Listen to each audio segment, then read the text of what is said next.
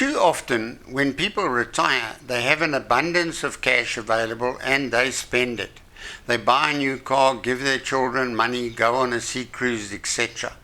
A few years later, faced with rising expenses, inflation, and a static or decreasing income, they experience financial difficulties. Winston Churchill once said that living too long is one of life's greatest dangers. But why must this be so? Why does retirement income so often not last? When you mature a retirement fund, such as a pension or an RA fund, then you are allowed to take 1/3 of the amount you have in the fund as a lump sum, and the other 2/3 has to be placed into an annuity to provide you with a regular pension income. A living annuity is a popular product in which to invest the 2/3 amount, as in theory it will provide income virtually forever. There are no guarantees, and the monthly income paid out may start decreasing after a stage, but some income will always be available in theory. This is because legislation decrees that you may draw only a certain percentage of the capital.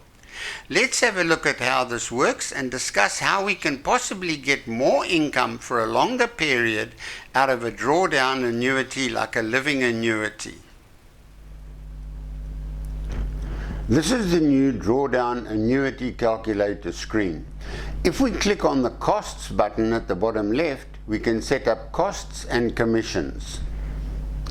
I've entered a management fee and an annual dividend, but you can change these default amounts if you wish. If you are dealing with an investment fund that say that their rates of return are all costs and commissions included, then you can enter 0 in all of these fields. You can see the minimum and maximum percentage of capital that can be drawn, and you can change these two default values if changes are announced. When calculating income drawn shown in the amortization table, the program will adjust the income requested using the values on this cost screen. In our example, we show a scenario where our client Joe Bloggs retired and matured his RA. The total amount in the RA is 3 million rand, and Joe can take 1/3 or 1 million as a lump sum, and Joe has elected to place the remaining 2/3 or 2 million rand into a living annuity. The laws surrounding lump sums are complex, but assuming that this is the only lump sum that Joe has taken, then the first 500,000 rand of the 1 million rand lump sum is tax-free, and the remaining 500,000 rand will be taxed as per tiered retirement tax tables. In this tax year, the tax on the 500,000 rand balance of the lump sum will be 117,000, by the way, but our client will still have 883,000 of the lump sum after tax. Let's examine the balance of 2 million rand invested in the living annuity. Joe Bloggs says that he wants to draw 15,000 rand a month, escalating at 5% per annum to keep pace with inflation, and we say we expect the portfolio to grow at 7.5%. The income drawn from the 2 million placed into the annuity is fully taxable. Joe would like to see what his cash flow looks like over a 30-year term. If we click on the amortization button, please be aware that the figures shown here should in no way whatsoever be construed as any type of quote by any person or company. The amounts shown in these tables are merely illustrative figures that show how living annuities work and how changing various input variables can have a marked difference on the performance of a living annuity in general. There are no guarantees, but the actual values you enter for income required, growth rates, income escalation rates, costs, etc. will obviously make a difference to the performance of the annuity. The user is free to enter whatever values they think are more accurate estimates.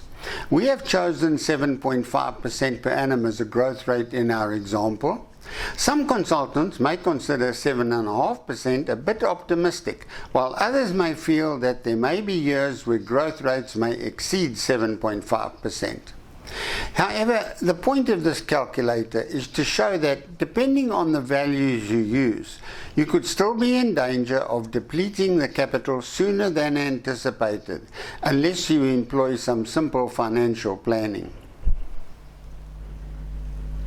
We can see our income starting at 15,000 Rand per month in year 1 and increasing every year by the 5% escalation we asked for.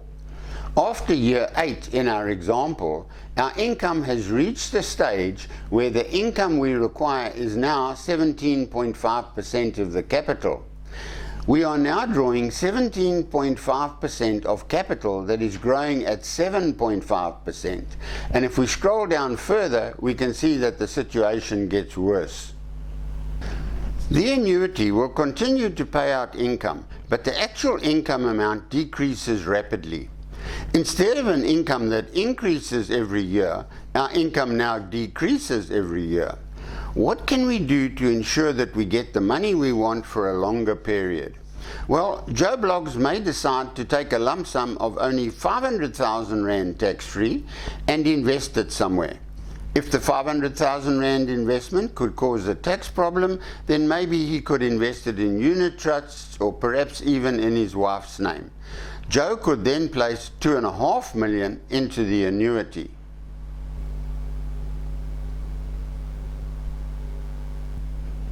The amortization now shows that the required inflation-linked income would be available for 13 years instead of for 8 years. I want you to note that drawing 15,000 Rand a month at 5% per annum increase, our income required in year 6 is 19,144 Rand a month. Remember the 6-year income amount of 19,144 Rand, as we will use it in our next option. Another option for Joe is to take a reduced income from the annuity for the first few years, perhaps supplementing this reduced income with withdrawals from the 500,000 Rand tax-free lump sum amount he invested. Here we see we've elected to take an initial reduced amount of only 5,300 Rand a month, escalating at 5% for the first 5 years, and then draw 19,144 Rand from year 6, escalating at 5%. If we click on the amortization button, we can see that the annuity is giving us the income we asked for and escalating the income for the first 5 years.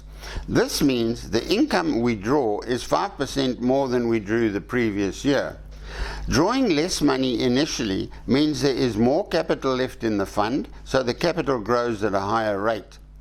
In year 6, you can see that we are back to drawing the 19,144, which is what we would have required in year 6 if we'd started with an initial 15,000 Rand income a month in year 1. Remember?